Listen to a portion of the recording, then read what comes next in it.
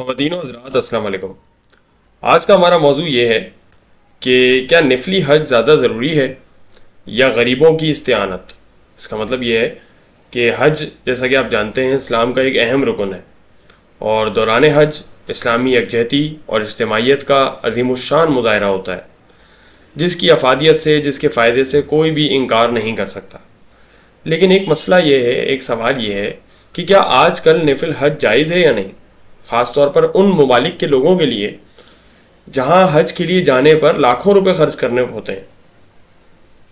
مثال کے طور پہ آج کل آپ یہ بات سنتے ہوں گے کہ بھئی نفل حج پہ جانے کے بجائے بہتر تو یہ ہے کہ انسان کی روٹی کا مسئلہ حل کر دیا جائے، غریبوں مسکینوں کی مدد کر دی جائے، وہ تمام پیسے ان کی بہتری کے لیے لگا دی جائیں، یتیم و محتاجوں میں تقسیم کرنے سے زیادہ ثواب ملے گا۔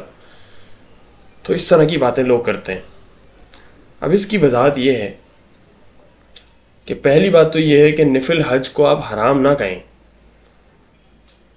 یہ کہنا قطعی طور پر غلط ہوگا کہ آپ نفل حج کو حرام کہہ رہے ہیں یا یہ کہہ رہے ہیں کہ اس پہ جانے سے گناہ ملے گا، یہ بات نہ کہیں۔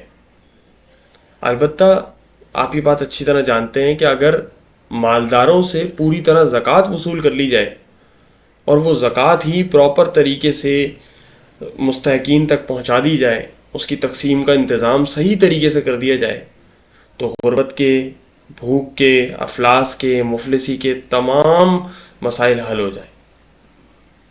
تو یہ جواب ہے ان لوگوں کے لیے جو یہ کہتے ہیں کہ حج پہ جانے کے بجائے تمام پیسے جو ہیں وہ غریبوں مسکینوں میں بالکل لگائیں، بالکل ان کی مدد بھی کریں۔ لیکن اگر آپ زکوٰۃ کا ایسا نظام بنا دیں جس کی شریعت نے ہمیں پابندی کی ہے، جس کا شریعت نے ہمیں پابند کیا ہے، اگر وہ زکوٰۃ کا نظام ہی اچھے طریقے سے مؤثر ہو اور امیر لوگ پابندی سے زکوٰۃ نکالیں اور وہ زکوٰۃ مستحقین تک پہنچے، تو آپ یقین کریں یہ تمام سوالات، یہ تمام مسائل خود ہی حل ہو جائیں گے۔ لیکن ایک سوال یہ ہے کہ ایسا کرے کون اس کی ذمہ داری اٹھائے۔